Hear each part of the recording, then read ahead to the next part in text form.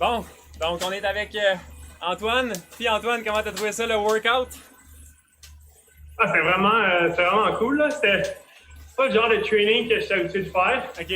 mais c'est plus le genre de training que j'ai besoin de faire parce que c'est vraiment ma faiblesse, là, c'est faire des sprints ou c'est plus des affaires vraiment intenses, là. Fait que je pense que c'est une bonne chose. Puis c'est le fun de faire ça en groupe, là. C'est vraiment pas pareil que tout seul, là. Ouais, tu trouves-tu que t'étais capable peut-être d'aller chercher un petit 50 ou 100 watts de plus sur les derniers sprints? Je pense que oui, là. C'est Ouais. comme. On est tout. Quand tu sais qu'il y a plein de monde, tu sais, au Québec, dans leur pancake, ils font tout le même training ensemble, qui souffrent tout en même temps. Ouais.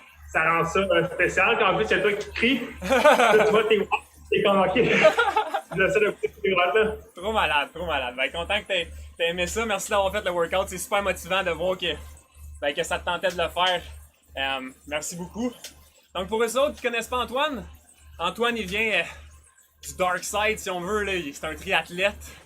Mais Antoine, vous allez voir, c'est pas un triathlète normal. Il passe pas sa vie sur Zwift. Il sait driver son bike. Il fait même du gravel bike. Donc, vous allez voir, ça va être assez intéressant. Antoine, je voudrais commencer peut-être juste que tu nous parles un peu de toi. T'es triathlète professionnel, mais t'es aussi étudiant. Ben étudiant, t'es plus vraiment étudiant, là, mais tu viens de finir ta maîtrise en nutrition, puis là tu te prépares à faire ton doctorat. Fait que tu pourrais-tu nous expliquer un peu de quoi ça a l'air une journée de Antoine Jolicoeur-Desroches qui est capable de jumeler triathlète professionnel, podcasteur, puis étudiant en nutrition. Comment tu fais ça à chaque jour pour trouver du temps? Ouais, ça, c'est sûr, c'est des journées intenses. Je pense que la clé, t'es jamais 100% équilibré. Ouais. Il y a tout le temps un focus sur quelque chose. Puis des fois, j'essaie de me dire, aujourd'hui, c'est quoi le focus? C'est quoi la priorité de la journée? OK.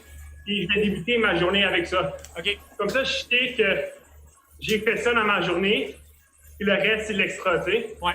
Donc, tu sais, des fois, quand je m'entraîne, j'ai un Ironman qui s'en vient. Même si j'ai des travaux pour l'université qui s'en vient, Ouais. ça reste que c'est ça que je vais faire plus tard en soirée ou en fin d'après-midi, OK. quand mes gros trainings ont été faits.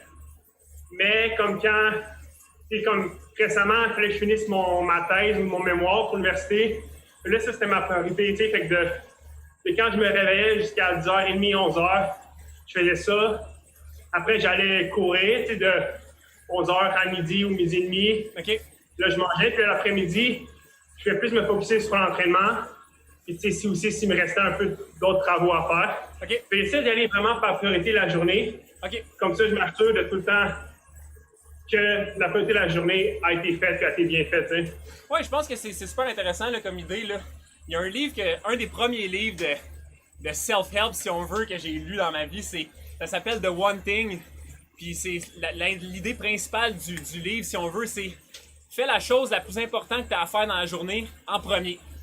Fait que si aujourd'hui, comme tu dis, ton but c'est de te préparer pour un Ironman, ben j'imagine que ta priorité c'est d'aller faire 4h30 d'entraînement. Puis un coup que ça c'est fait, un coup que tu es satisfait avec ça, ben là tu peux passer à tes deuxièmes priorités si on veut. C'est vraiment ça l'important, le bloc important de ta journée, là, si je comprends bien. Ouais, ça, parce qu'il reste que veut pas. Ouais. La deuxième fois que tu vas faire dans la journée, Ça va être un peu tu vas moins. jamais être à 100%, tu sais. Pour ça, Ouais. fait que si tu veux donner ton 100% dans quelque chose, essaie. Ça dépend aussi, il y a des gens qui fonctionnent mieux l'après-midi. Ouais. Il y a des gens qui fonctionnent mieux le matin. Moi, c'est le matin. OK. Et j'essaie de slammer le plus de choses possible. OK. Surtout si je suis habitué de nager tôt le matin, comme Ouais. Ouais. à 5h30, 6h. Puis je suis habitué de faire le plus de choses le matin possible. OK. Puis déjà, des fois, il est 8h30, puis t'as déjà fait comme une journée normale d'une Ouais. personne. Puis là, tu sens bien, puis C'est rare d'avoir Ouais. c'est un bon feeling, mettons. ouais, c'est. Pour les autres qui ne connaissent pas tant Antoine, là, premièrement, allez le suivre sur Strava, vous allez voir, il s'entraîne quand même comme un crinqué. C'est motivant de le voir sur Strava. Des semaines de 30 heures, c'est pas rare pour Antoine, mais Antoine a une philosophie d'entraînement qui est assez différente peut-être des triathlètes qu'on idéalise, qu'on pense beaucoup. On peut penser à Lionel Sanders qui passe beaucoup de temps sur Zwift. Pas que Zwift c'est une mauvaise chose, on est sur Zwift en ce moment. Je pense que moi et Antoine, on partage un peu la même philosophie que c'est bon pour du travail spécifique en intervalle. Mais Antoine, tu pourrais-tu nous dire en ce moment, là, en hiver, comment tu structures ton entraînement pour pas être toujours, si on veut, dans la piscine ou à l'intérieur sur ton bike ou à l'intérieur sur Zwift en course à pied? Comment tu fais pour changer le mal de place et être capable de quand même rentrer du volume? Ouais, c'est sûr que cette année, c'est une année vraiment différente. Je pense que la première année, en 10 ans que je suis pas parti, mettons, en Arizona ou avant, j'allais souvent en République dominicaine ou à Cuba. Okay. C'est la première année que je me suis entraîné à 100% l'hiver puis le printemps au Québec. Il a fallu un peu que comme je repense à ça, puis non plus. C'est facile d'être. Après ton off-season, tu es vraiment motivé, tu veux t'entraîner comme un malade. De tout t'entraîner tout le temps à 100% dans ta pain cave. Ouais. Tu fais un très bon bloc d'entraînement. Tu fais le reste de ta saison, de ton hiver, ton entraînement, il est so-so parce que ta motivation n'est pas là. Ouais. Fait que tu faut prendre ça en considération. Puis dès le début, d'essayer d'inclure, de profiter de l'hiver. L'hiver, c'est vraiment. Moi, dans mon temps, je fais du ski de fond, je fais de la compétition de ski de fond. Ouais. J'avais le goût à l'hiver. Ouais. Tandis qu'au début, depuis que j'ai commencé le triathlon, on dirait que j'aimais moins ça l'hiver. Ouais. Puis là, on dirait que j'ai retrouvé le goût de l'hiver. J'ai fait vraiment beaucoup de ski de fond. Surtout beaucoup de genre backcountry skiing. OK. Donc, j'allais sur mon lac ou dans les trails en arrière de chez moi. Je peux en faire 3-4 heures. Puis, ça passe vite. Ouais. Puis souvent, c'est aussi bénéfique de faire cette durée-là sur le trainer, tu sais. Ouais. Fait que, puis mentalement, c'est vraiment plus fun, tu sais. Ouais, c'est ça. Je pense que si tu viens vraiment touché à quelque chose d'important en disant l'aspect motivationnel. Comme tu dis, c'est facile de sortir de l'off-season en novembre, puis là, d'être craqué à faire un mois sur Zwift, mais comme, il faut se rappeler que la saison est longue, puis le travail de qualité, il va compter peut-être un peu plus tard dans la saison. Donc, de tout dépenser, tes matchettes-là, c'est pas nécessairement bon. Puis en plus de ça, de faire d'autres sports, je pense que ça te permet d'être plus varié dans ton training, mais aussi de travailler différemment, d'apprendre des nouvelles choses, puis peut-être de plafonner moins rapidement. Moi, j'ai l'impression, si on regarde, surtout dans le vélo de route, des gars qui ont des backgrounds, tu sais, on peut penser aux meilleurs gars en ce moment, avec Mathieu Van Der Poel, avec Wout Van Aert, c'est tous des gars qui ont des backgrounds un peu différents, que pendant l'hiver, justement, ils font quelque chose d'autre que le vélo de route. Ben, on voit que finalement, peut-être que c'est serviable pour l'amélioration. Donc, c'est super intéressant, je trouve. Puis peut-être pour passer là-dessus, transitionner vers l'été, je sais que tu as une philosophie qui est encore une fois différente. Pourrais-tu nous dire un peu, c'est quoi ton plan pour cette année? Tu me parlais de peut-être un calendrier qui est pas traditionnel au triathlon. Pourrais-tu nous parler peut-être des objectifs cette année? Oui, ça fait une couple d'années que je pense à ça, que j'ai le goût de faire ça. Ouais.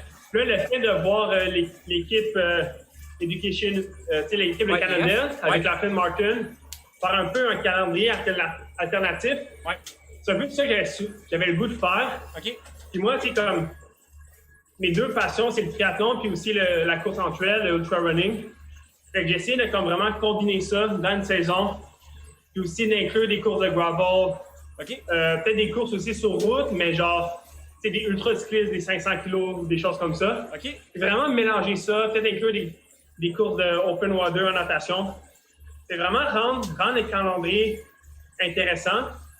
Parce que, tu sais, une carrière de triathlète, c'est comme, ça peut durer vraiment longtemps. T'sais, en ce moment, le meilleur au monde, c'est Yann Frodeno. Ouais.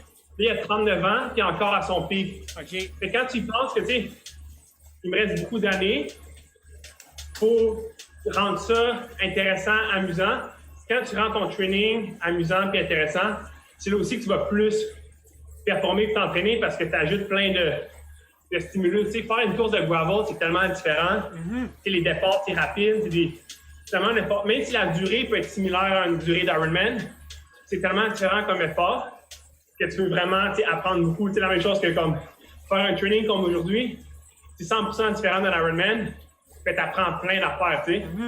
Donc, en rendant ça intéressant, je pense que c'est là que, tu es tout le temps motivé parce que tu as toujours quelque chose de nouveau à faire, que tu t'entraînes.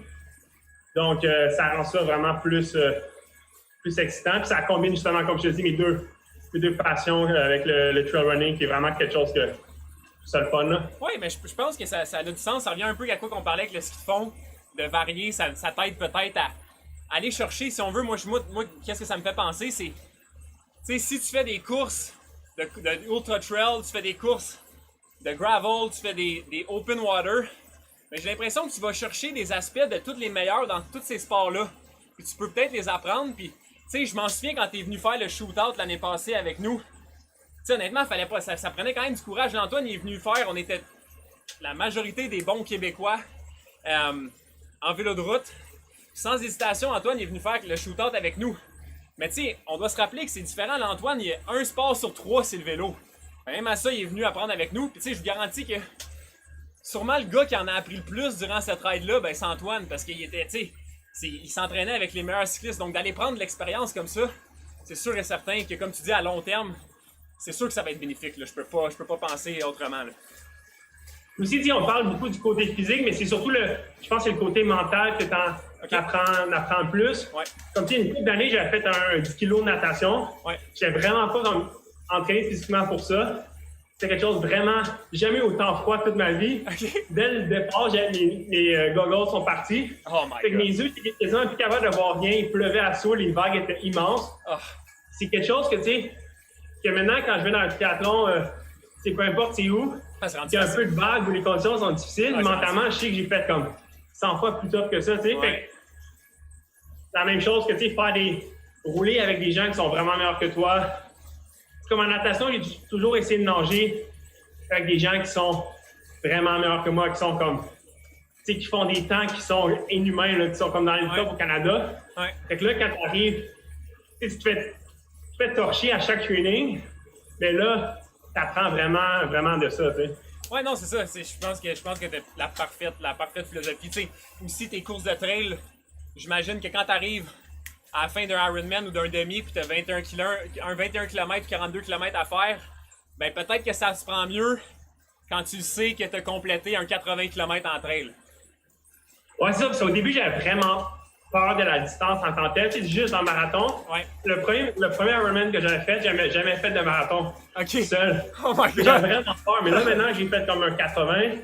Puis souvent, à l'entraînement, je faisais des 50, des 60. Ouais. Ça fait que comme la distance me fait un peu moins peur. Puis je peux plus chercher la performance. Je peux plus comme. C'est plus une question est-ce que je suis capable de faire le marathon à la fin de l'Ironman, c'est comment je peux aller plus vite, tu sais. Ouais, non, c'est ça. Exact. Ça débarre une genre de barrière mentale, si on veut. Ouais, c'est après, ça. ça te permet. Le mental, c'est une grosse. Tu sais, tu le sais, là, tu lis beaucoup là-dessus. Ouais. T'en parles beaucoup. Le mental, c'est tellement une grosse partie du sport, là. Ouais, non, c'est des limites qu'on s'impose. Tu sais, moi, je prends tout le temps le défi Bonneville. Tu sais, dans ma tête, c'était pas une grosse affaire. Mais tu sais, je me suis lancé là-dedans. J'avais jamais fait plus que 250 dans ma vie. Je me suis lancé dans un 400. Puis moi, dans ma tête, tu sais, je savais pas qu'est-ce qui m'attendait. Fait que je suis juste allé all-in. Mais dans ma tête, tenir 250 watts sur 6 heures ou sur 7 heures pendant 200 km, c'était mon max. Tu sais, je pensais que c'était ça mon max parce que quand je faisais ça, je revenais à la maison et j'étais brûlé all out. Mais là, dans le 400, j'étais comme bon, mais il me reste un autre 200. Donc, je vais essayer de tenir le 250 watts encore.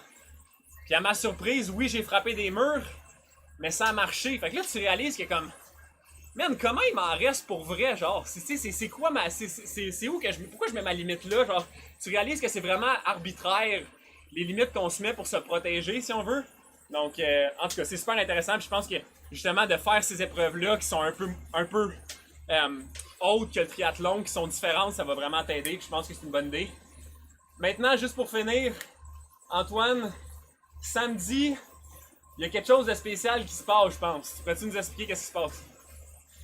Oui, c'est ça. En fait, Triathlon Québec organise un événement samedi prochain. OK. C'est d'essayer de faire le plus de kilomètres possible en 12 heures, donc de 8 heures à 20 heures. OK. Sur Zwift. Donc, j'ai décidé un peu de le faire sur un coup de tête. Aussi, c'est pour ramasser des fonds pour Triathlon Québec. OK. Donc, je trouvais que c'est une bonne cause. C'est une bonne excuse pour faire beaucoup d'heures sur ton vélo. Peut-être augmenter tes niveaux sur Zwift aussi, tu sais. Fait que ça risque d'être une longue journée. Je pense que plutôt, c'est justement le côté mental. Ouais. Fait que tu sais, de faire ça en petits blocs de temps. Ouais. Parce que sinon, tu sais, quand tu passes à 12 heures, c'est bien trop gros, tu sais. Ouais. Donc, tu vas par petits blocs de 3 heures ou tu peux faire comme 4, 3, 2, 1, quelque chose de même. Parce que sinon, tu te dis, il me reste 11 heures de temps, mentalement, ton cerveau va exploser. Là. Puis, dans le fond, juste pour finir, là, tu me dis que tu vas faire 12 heures de bike à environ, là. Toi qui es un expert en nutrition, pourrais-tu nous détailler un peu c'est quoi ton plan nutritionnel sur le bike pour être capable de ne pas cramper après 6? Je pense que la clé, c'est de commencer à boire et à manger tout de suite. Okay. Les 2 premières heures, tu n'as pas faim, tu n'as pas de temps soif. Ouais. Mais c'est là le plus important, de tout de suite commencer pour que ça soit une habitude. Je pense aussi la clé, c'est de varier le plus possible ton alimentation. Okay. Surtout le fait que là, tu restes sur place, tu peux avoir n'importe quelle bouffe que tu veux. Ouais. Tandis que durant Ironman, tu peux justement prendre des choses qui sont faciles à manger, qui sont pas trop lourdes. Fait que là, tu peux prendre tu veux souvent faire des sandwichs, des pretzels, des choses comme ça, des choses salées aussi. Okay. Et aussi, pas trop sucré parce qu'à la longue, tu deviens vraiment tanné de prendre du sucre. Ouais. Mon premier Ironman, j'avais juste pris des gels. OK. Puis, rendu à moitié, mon ventre était comme bloated.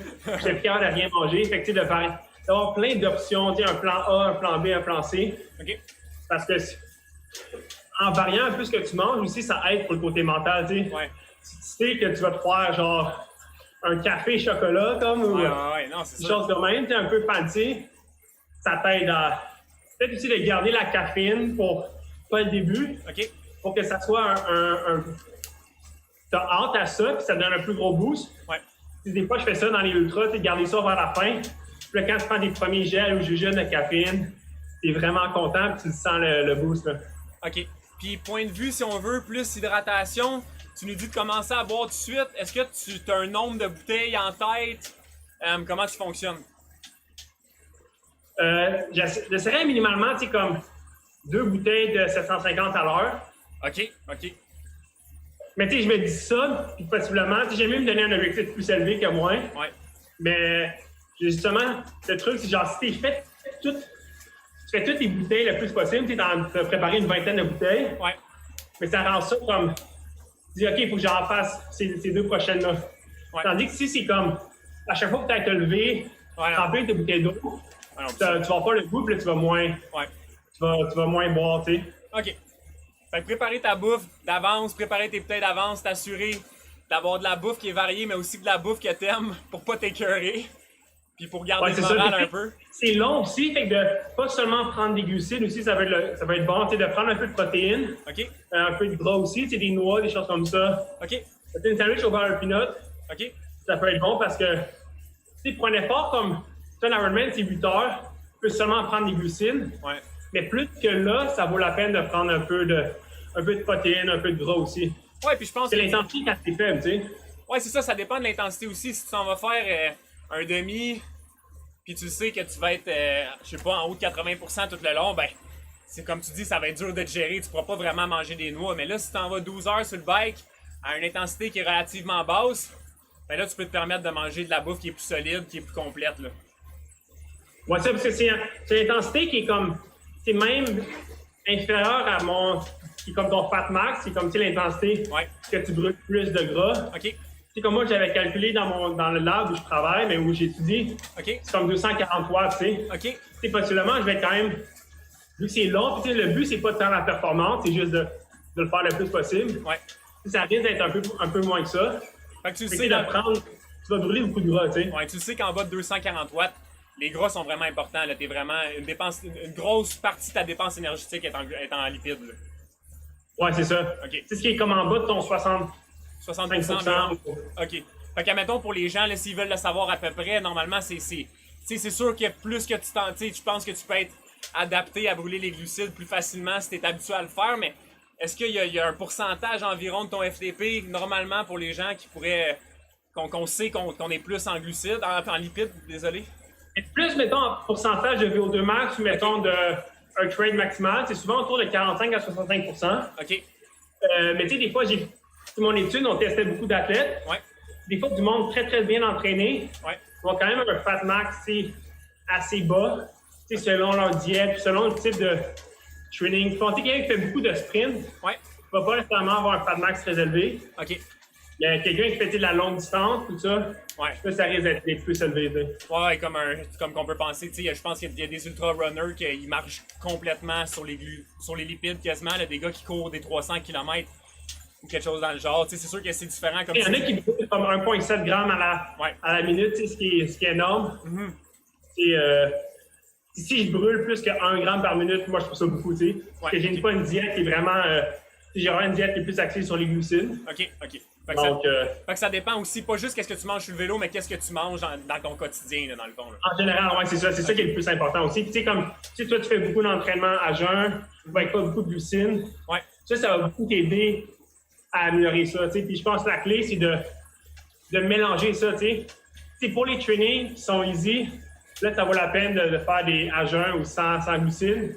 Mais les trainings comme aujourd'hui, là, c'est que tu prends le plus de glucides, tu sais, comme avant, puis que tu as besoin de glycogène pour performer, tu sais. Non, c'est ça, je pense que il y a beaucoup d'intérêt là-dessus, puis des fois, je me fais chicaner par des personnes qui me disent que je devrais pas le dire, que je fais des trainings à jeun, mais je pense que, tu sais, c'est quand même assez simple. Quand tu t'en vas faire, tu peux manger selon l'intensité. Si tu t'en vas faire un 2 heures ou un 3 heures à 40%, ben c'est sûr et certain que tu n'auras pas autant de glucides que si tu viens de faire les mardis machines, comme tu dis. Tu sais, c'est juste, tu peux ajuster tu sais, c'est juste logique. Quand tu es à basse intensité, tu brûles plus, ton pourcentage de lipides est plus élevé.